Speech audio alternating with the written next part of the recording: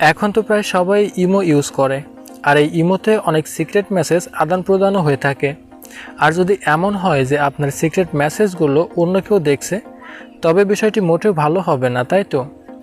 এখন আপনি যদি চান তবে এই বিষয়টা শিওর হতে পারেন যে আপনার মেসেজগুলো অন্য কেউ দেখছে কিনা। আর যদি কেউ আপনার সিক্রেট মেসেজগুলো দেখেও থাকে, তো সেজন্য পরবর্তীতে না দেখতে পারে, সেই বিষয়টি জানার জন্য ভিডিওটি না টেনে অবশ্যই শেষ পর্যন্ত দেখবেন।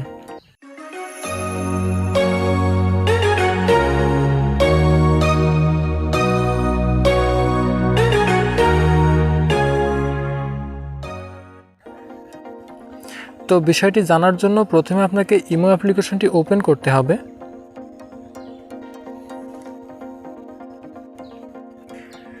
ইমো অ্যাপসটা ওপেন করার পর এখান থেকে প্লাস আইকনে ট্যাপ করতে হবে। এরপর এখান থেকে মোর অপশানে আসতে হবে। মোর অপশানে আসলে আপনার প্রোফাইলটা এখানে দেখতে পাবেন এবং নিচে বেশ কিছু অপশন পাবেন। তো এই প্রোফাইল অপশানটাতে আপনারা আরও একভাবে আসতে পারেন। সেটা করার জন্য এখান থেকে প্রোফাইল আইকনের উপরে ট্যাপ করতে হবে। ট্যাপ করলে আপনারা এই প্রোফাইল অপশানটাতে আসতে পারবেন।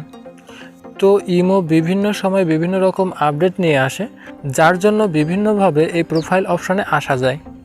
তো যেভাবে হোক আপনারা প্রোফাইল অপশানে আসবেন এবং এখানে দেখবেন যে সেটিং অপশানটা আছে কিনা। তো যেখানে সেটিংস অপশানটা থাকবে সেই অপশানটাতে আপনারা আসবেন। আসার পর এখান থেকে সেটিংসে ট্যাপ করবেন। ট্যাপ করার পর এখানে অ্যাকাউন্ট অ্যান্ড সিকিউরিটি একটা অপশান আছে, এটাতে আসবেন।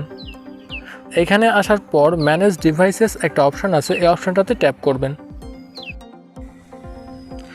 এবার এইখানে দুইটা ফোন দেখতে পাচ্ছেন, যেখানে প্রথমটা হলো OnePlus এবং দ্বিতীয়টা হলো Symphony। তো OnePlus ফোনের ডান সাইডে দেখতে পাচ্ছেন যে কারেন্ট একটা লেখা আছে, অর্থাৎ বর্তমানে আমি যে ফোনটা দিয়ে রেকর্ড করতেছি এই ফোনটাতেই ইমো লগ ইন করা আছে এবং Symphony যে ফোনটা আছে এটাতেও আমার ইমো অ্যাকাউন্টটা লগ ইন করা আছে। তো বর্তমানে আমি আমার ইমো অ্যাকাউন্ট থেকে, অর্থাৎ এই OnePlus ফোন থেকে যে মেসেজগুলো আদান প্রদান করে থাকি সেই মেসেজগুলো অনায়াসে এই Symphony ফোন থেকে দেখতে পারে। তো আপনারা যদি এখানে অনলাইন 2টা 3টা 4টা যাই থাকে না কেন, শুধুমাত্র কারেন্টটা ব্যতীত অন্যগুলো সব ডিলিট করে দিবেন। তো এখান থেকে ডিলিট করে দিলে কি হবে যে তারা পরবর্তীতে আপনি যে মেসেজগুলো আদান প্রদান করবেন সেগুলো আর দেখতে পারবে না। এই অন্য ডিভাইসে ইমো অ্যাকাউন্ট লগ ইন থাকার পিছনে বেশ কিছু কারণ থাকতে পারে। যেমন ধরুন যে আপনি অন্য কোনো ফোনে কোনো কারণবশত আপনার ইমো অ্যাকাউন্টটা লগ ইন করেছেন, তো সেখান থেকে লগ আউট করতে আপনি ভুলে গেছেন। এরপরে কি হয়েছে, আপনার যে ফোনটা আছে সেই ফোনটাতে আপনি লগ ইন করেছেন আপনার ইমো অ্যাকাউন্টটা, তো ওই ফোনেও ইমো অ্যাকাউন্টটা লগ ইন থাকলো এবং আপনার ফোনেও লগ ইন থাকলো। আবার অনেক সময় কি হয় যে আমাদের রিলেটিভ বা আপনারা তো বুঝতেই পারছেন যে পার্সোনাল কোনো লোক থাকে যাদেরকে আপনারা সন্দেহবশত তার ইমো অ্যাকাউন্টটাতে কী আদান প্রদান করে সেগুলো জানার জন্য অনেক সময় অনেকে এই কাজটা করে থাকে। আর ইমো অ্যাকাউন্ট নতুন ডিভাইসে লগ ইন করতে হলে অবশ্যই আপনার পারমিশনের প্রয়োজন হয়। যেমন আপনার ফোনে একটা ওটিজি কোড আসে, যে কোডটার মাধ্যমে নতুন ডিভাইসে লগ ইন করা হয়ে থাকে। তো এটা যে কোনো কারণবশত লগ ইন হতেই পারে।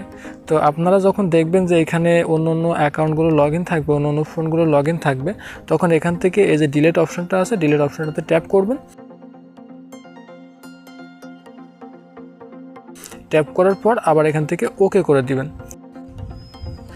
তো এখান থেকে ওকেতে ট্যাপ করার পর তারা আপনার ভেরিফাইয়ের জন্য আপনার যে নাম্বারে ইমো অ্যাকাউন্টটা খোলা আছে সেই নাম্বারে একটা ভেরিফিকেশন কোড দিবে। তো এই কোডটা তারা SMS-এর মাধ্যমে দিতে পারে অথবা কল করেও তারা আপনাকে এই নাম্বারটা দিতে পারে। তো এখানে দেখতে পাচ্ছেন যে তারা আমাকে কল করেছে এবং কল করে তারা আমাকে যে নাম্বারটা বলছে সে নাম্বারটা এখানে আমাকে বসাতে হবে। তো এভাবে আপনারা যখন কোনো অ্যাকাউন্ট রিমুভ করতে যাবেন তখন ইমো থেকে আপনাকে ফোন দেওয়া হবে অথবা একটা কোড দেওয়া হবে, সেই কোডটা এখানে বসিয়ে দিবেন। বসিয়ে দেওয়ার পর আপনার অ্যাকাউন্টটা লগ আউট করতে পারবেন। তো এখন এখানে আপনারা দেখতে পাচ্ছেন যে আমার যে Symphony ফোনে ইমো অ্যাকাউন্টটা লগ ইন করা ছিল সেই অ্যাকাউন্টটা রিমুভ হয়েছে। তো এভাবে আপনাদের ফোনে যদি কোনো নতুন ডিভাইসে লগ ইন করা থাকে বা আননোন ডিভাইসে লগ ইন করা থাকে সেগুলো আপনারা অনায়াসে রিমুভ করতে পারবেন। এরপরে আপনি নিশ্চিন্তে ইমোতে মেসেজ আদান প্রদান করতে পারবেন।